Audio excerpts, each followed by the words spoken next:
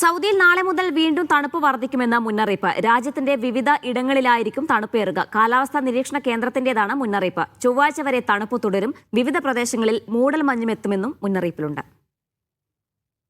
സൗദിയിലാകെ തണുപ്പ് തുടരുകയാണ്. വരും ദിവസങ്ങളിൽ, അതായത് നാളെ മുതൽ രാജ്യത്തിന്റെ വിവിധയിടങ്ങളിൽ തണുപ്പിന് ശക്തി കൂടും. കാലാവസ്ഥാ നിരീക്ഷണ കേന്ദ്രത്തിന്റേതാണ് മുന്നറിയിപ്പ്. അൽജൌഫ്, വടക്കൻ പ്രദേശങ്ങൾ, തബൂക്ക്, ഹായിൽ, ഖസിം, റിയാദ്, കിഴക്കൻ പ്രവിശ്യ എന്നിവിടങ്ങളിലായിരിക്കും തണുപ്പ് വർദ്ധിക്കുക.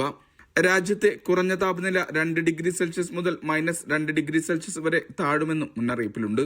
4 ദിവസം, അതായത് ചൊവ്വാഴ്ച വരെ തണുപ്പ് തുടരും.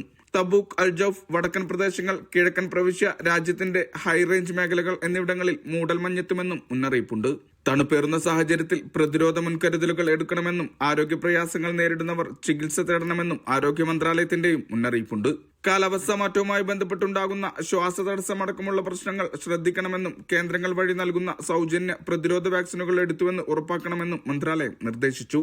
Mishal Cherpulassery, media 1, Riyadh.